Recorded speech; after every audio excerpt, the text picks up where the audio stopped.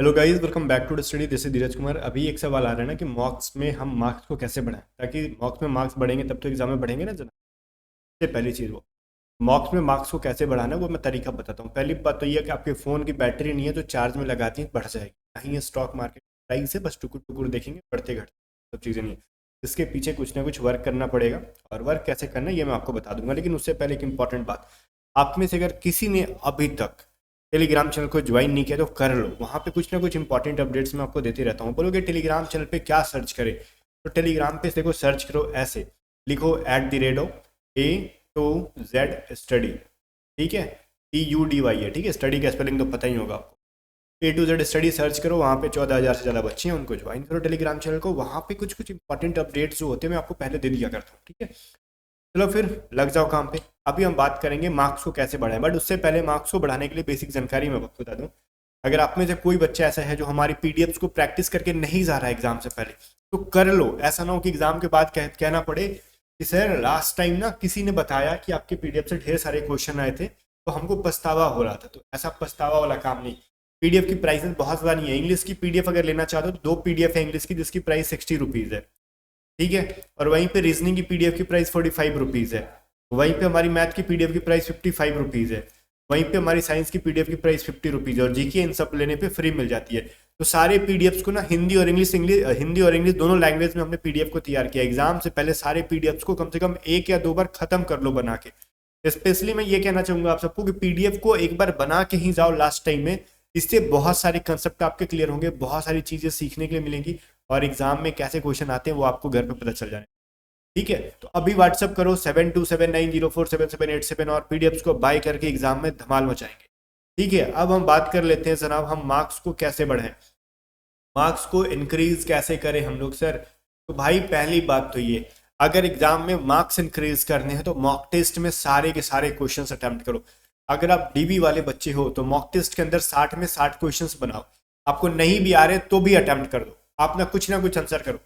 अगर आप जीडी से हो तो आपको 110 में 110 क्वेश्चंस के आंसर करने होंगे। यांत्रिक से हो तो भी आपको 110 में 110 स्कोर करने ही होंगे। एक सिंगल क्वेश्चन भी आपका छूटना नहीं चाहिए। रीजन इसके अंदर निगेटिव मार्किंग नहीं है। पहली बात तो जब निगेटिव मार्किंग नहीं है तो फिर क्वेश्चन हम काहे छोड़ेंगे, ये बताओ। काहे छोड़ेंगे किसी के मतलब कहने से, या फिर नहीं मतलब किसी ने अगर टिप्स दे दिया है आपको कि नहीं सारे क्वेश्चन नहीं बनाने चाहिए, भाई वो बेवकूफ़ है।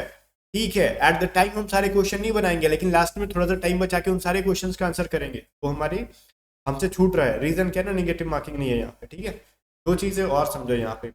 मॉक्स के अंदर मार्क्स को इंक्रीज करने का सबसे बेस्ट तरीका होता है टाइम मैनेजमेंट। टाइम को कैसे मॉक्स के अंदर मैनेज करना। देखो, मार्क्स को बढ़ाने के लिए सबसे पहले टाइम मैनेजमेंट अपने को। अगर हम मान लो सेक्शन 1 सॉल्व कर रहे होंगे, सेक्शन 1 चाहे आप जीडी से दो, डीबी से दो, यांत्रिक से दो, सेक्शन 1 मार्क्स का आपको देना ही होगा शुरू में। उसके बाद आपका सेक्शन 2 स्टार्ट होता है। तो सेक्शन 1 में अगर मान लो हम जस्ट लाइक हमने फर्स्ट क्वेश्चन हमको मैथ दिख गया, और वो मैथ का या फिर कुछ भी दिख सकता है, मैथ दिख जाए, रीजनिंग दिख जाए, इंग्लिश दिख जाए, कुछ भी हो सकता है।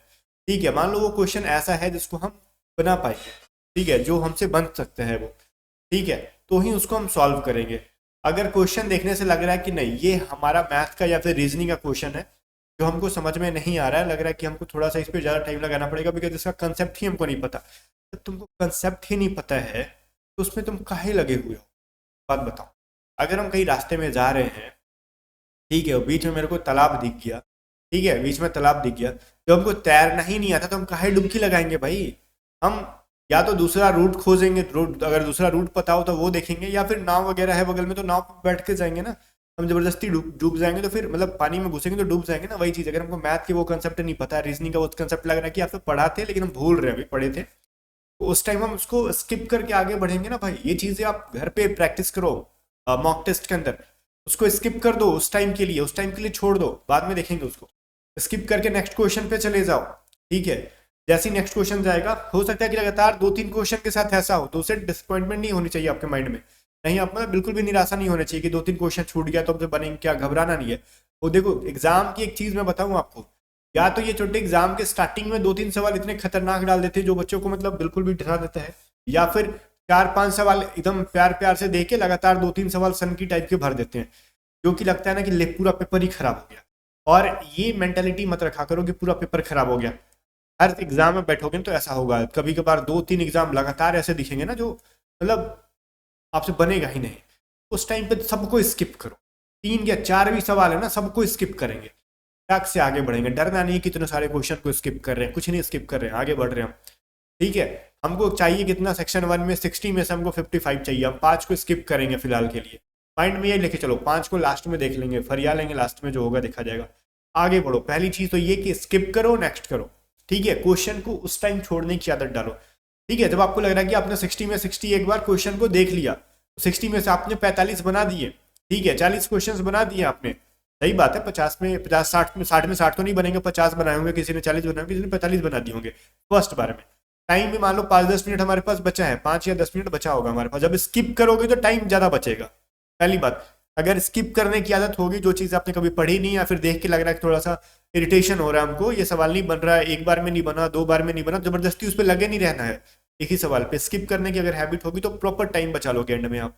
ठीक है, तो टाइम बचेगी तो फिर हम जाके लगेंगे फिर उन सभी सवाल को, तो साइड में दिख जाता है जो आपने सॉल्व नहीं किया वो तो अलग कलर का दिख रहा होता है। ठीक है, मान लो जो 1 2 3 4 क्वेश्चन नंबर साइड में दिख रहा होता है ना, वो चीजें आपसे जो नहीं सॉल्व है उसकी कलर अलग होती है, उन पे एक एक करके जाके देखो। ठीक है, अब लग रहा है कि लास्ट में 5-10 मिनट बचा हुआ है, इसमें अपने को जो भी करना फायर करेंगे। पहला सवाल लग रहा है कि हमसे बिल्कुल बनेगा ही नहीं, ए बी, ठीक है सी डी, कुछ भी एक आपको लग रहा है कि कुछ भी नियरेस्ट आंसर इसका हो सकता है। ऑप्शन होता है ना, एक थोड़ी सी वाइब आती है कि हाँ इनको देख के लग रहा है कि इसकी नियरेस्ट आंसर ये हो सकती है, किसी एक को आंसर कर दो, चुपचाप आंसर कर दो, छोड़ेंगे काहे भाई। हो सकता है कि हम तुक्का वहां पे मार दिया, हमारा सही हो जाए, नहीं सही हुआ तो क्या दिक्कत है, नेगेटिव तो जाएगा नहीं, नेगेटिव मार्किंग है नहीं। तो रिस्क लो, रिस्क कुछ ये नहीं है, आप पूरा आंसर करो, इसमें तो रिस्क 0% है, हम किसी एक को आंसर कर देंगे। फिर जितना जल्दी से हो जाए, अगर लगता है कि हमने कुछ पढ़ा ही नहीं है ना, जबरदस्ती नहीं लगना, बाद में भी जब रिव्यू कर रहे होंगे हम टाइम बचा के, तो भी जबरदस्ती नहीं लगना, क्योंकि हो सकता है किसी के 10 क्वेश्चन बनाने हो, 15 क्वेश्चन बनाने हो, टाइम कम हो, तो फटाक से आंसर करो, निकल लो। ठीक है, अब फिर वैसे ही करते जाओ, लग रहा है कोई सवाल बन सकता है उसको बनाओ, फिर लग रहा है कि हमने उस क्वेश्चन को बनाने में टाइम बहुत ज्यादा खर्च कर लिया, 2-3 मिनट ही हमारे पास बचे, हम एक सवाल भी नहीं बना पाएंगे, या फिर एक सवाल बना भी लिए तो 10 सवाल छूट जाएंगे, तो चुपचाप 10 के 10 ना आप सब तुक्का मार दो लास्ट में। 2-3 मिनट में अगर एक सवाल बनाने के चक्कर में रहना, तो हो सकता है कि एक सवाल सही करने के चक्कर में या फिर सही हो ना हो, कोई फिक्स नहीं है, 10 सवाल छूट जाएंगे। चुपचाप 10 के या 12 जो भी छूटे मार दो, क्योंकि आप अगर 2 मिनट में एक सवाल बनाते हो, 10 क्वेश्चन छूटेंगे, हो सकता है कि 10 तुक्का मार दोगे तो 2 से 3 सही हो जाए, तो भी यहाँ पे आप बेनिफिट में रहोगे, 10 के 10 सही मार दोगे तो। अब आपका किस्मत ही खराब है, टाइमो नहीं बचा, 10 में से 10 आपके तुक्का मारने पर गलती होती तो वो तो लक, लक आप कुछ नहीं कह सकते उसको, टाइम भी नहीं बचा और तुक्का भी गलत हो गया तो वो लक। लेकिन हम लक पे हम रिस्क लियो का है, ले का है नहीं भाई, हम छोड़े का है। ठीक है, छोड़ने से अच्छा है कि सब आंसर करना। तो ये चीजें, ये चीज कैसे करना है, आप भी मॉक जो टेस्ट दे रहे हो उसमें इन चीजों को आप अप्लाई करो, मॉक टेस्ट के अंदर अप्लाई करो अभी से। अभी आपके पास कितना दिन है, ऑलमोस्ट 6 दिन है। अब 6 दिन में क्या करना है आपको ना, मॉक लगा रहे हैं, उन टॉपिक्स को मॉक लगा के भूल नहीं जाना, सॉल्यूशन देखना है आपको, उन टॉपिक्स को साइड करना, पिक कर लो उन टॉपिक्स को। मान लेते हैं हम मैथ के अंदर समथिंग समथिंग कोई टॉपिक है, जैसे अलजबरा हमने बहुत अच्छे से पढ़ रहे हैं, ठीक है, फिर भी हमारा अलजबरा आज गलत हुआ, तो हमारा टारगेट यही होना चाहिए, सुबह सुबह मॉक लगाओ, हमारे एक पेज पे लिखेंगे अलजबरा आज पढ़ना है अपने को।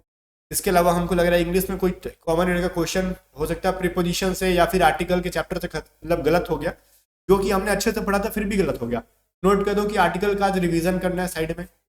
या फिर रीजनिंग का कोई एक चैप्टर जो कि हमने पढ़ा था फिर भी गलत है, उसको नोट कर लो कि आज इसका रिवीजन करना है। मॉक टेस्ट के अकॉर्डिंग रिवीजन करने की आदत डालो, मॉक टेस्ट में मार्क्स 100% बढ़ेंगे, चाहे वो सेक्शन 1 का हो, जीडी का सेक्शन 1 और सेक्शन 2 हो, यांत्रिक का कोई भी ट्रेड का चीज हो, इस तरीके से प्रिपरेशन करेंगे, मॉक टेस्ट में नंबर बढ़ेंगे।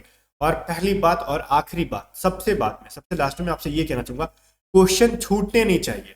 रीजन यहाँ पे नेगेटिव मार्किंग नहीं तो क्वेश्चन काहे छोड़ेंगे। ठीक है, किसी को बारात में दहेज थोड़ी देना है, दहेज में थोड़ी बेच रहे हैं किसी के साथ, ले जाओ एग्जाम वाले अपने दहेज समझ के कुछ क्वेश्चन छोड़ दे रहा हूँ मैं लेके चले जाओ, ऐसा नहीं होना चाहिए। सारे के सारे क्वेश्चन को सॉल्व करेंगे भैया, हमारा अधिकार है, हम उसको छोड़ेंगे नहीं। और मैं तो जानता हूँ क्या करता हूँ, आपकी तो निगेटिव मार्किंग नहीं है, तब मैं बोल रहा हूँ सारा अटेम्प्ट किया करो। मैं तो जो एग्जाम में निगेटिव मार्किंग होती है ना, एफकैट देख लो, इस बार भी मेरी एफकैट क्रैक किया, मेरा एफएसबी है, मैं जाऊंगा मार्च में। तो मैंने क्या किया था, जो भी क्वेश्चन था, तो जो मेरे को लास्ट के 20 क्वेश्चन थे ना ऐसे डिफिकल्ट लेके, मतलब एकदम डिफेंस से रिलेटेड करंट अफेयर जो हमने सुना भी नहीं था, वो क्वेश्चन, कुछ इंग्लिश की वोकैब जो मेरे को एग्जैक्टली उस टाइम पे याद मैं नहीं कर पा रहा था, कुछ क्वेश्चन थे जो मैथ के जो मैं बार बार सॉल्व कर रहा था, मेरे कैलकुलेशन मिस्टेक हो रहे थे, फिर भी मैंने सबका आंसर कर दिया। मैं इतना बड़ा खिलाड़ी हूँ, मैंने आंसर कर दिया, मेरे को पता है निगेटिव मार्किंग क्या चीज़ है, मैं रिस्क लेने में बहुत आगे हूँ। अगर निगेटिव मार्किंग तो यहाँ पे है ही नहीं, अगर निगेटिव मार्किंग होता भी तो क्या होता, मान लेते किसी एग्जाम में अगर 0.25 का है, मैं 20 सवाल का आंसर कर दे रहा हूँ, तो इतना तो गधा नहीं हूँ कि 20 के 20 में आंसर गलत कर दूंगा अगर मैंने पढ़ा है तो।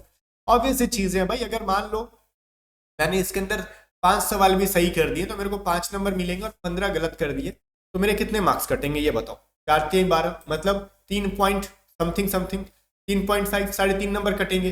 भाई मेरे को 5 नंबर अभी भी मिल रहे होंगे, जो उनमें से 3 पॉइंट में घटा दूंगा तो अभी भी 1.5 मार्क्स मेरे को प्रॉफिट में हूं मैं। ठीक है, सुन लो मैंने कितना गंदा रेशियो लिया, मैंने 20 में 5 सही करके 15 गलत कर दिया, तब भी मैं प्रॉफिट में जा रहा हूँ। रीजन, मेरे को 20 में मैं 20 छोड़ देता तो मेरे को कुछ नहीं मिलता, ध्यान से सुनो, कुछ नहीं मिलने वाला था। लेकिन मैंने 20 में 5 सही करके 15 गलत किया, फिर भी मेरे को 1.5 नंबर मिल रहा है। हो सकता है 1.5 मार्क्स मेरे को मिले तो मैं हजारों स्टूडेंट से आगे निकल जाऊँ। मेरा अपना फंडा होता है, ठीक है, मैं सवाल नहीं छोड़ता भाई, मैं कटर हूँ, मिल गया तो पकड़ के फोड़ देंगे, छोड़। ठीक है, आपके यहाँ तो नेगेटिव मार्किंग भी नहीं, तो अब काहे छोड़ते हो, सब मारा करो। ठीक है, और जाने से पहले याद दिला दूं, सारे पीडीएफ्स को बाई करो, व्हाट्सएप करो। और आपको भी पता है जब मैं बड़े बड़े एग्जाम्स को क्रैक करता हूँ तब जाके अपने एक्सपीरियंस के बेसिस पे सारे पीडीएफ्स को बनाता हूँ। और एयरफोर्स में भी हमने फोड़ा इस बार दबा के रिजल्ट, इस बार अब कोस्ट गार्ड में फोड़ेंगे। सारे पीडीएफ्स को पढ़ के जाना है, छोड़ना नहीं है, एग्जाम को फोड़ना है। मिलते हैं नेक्स्ट वीडियो में, तब तक के लिए बाय बाय। सब्सक्राइब करो, वीडियो को लाइक करके शेयर।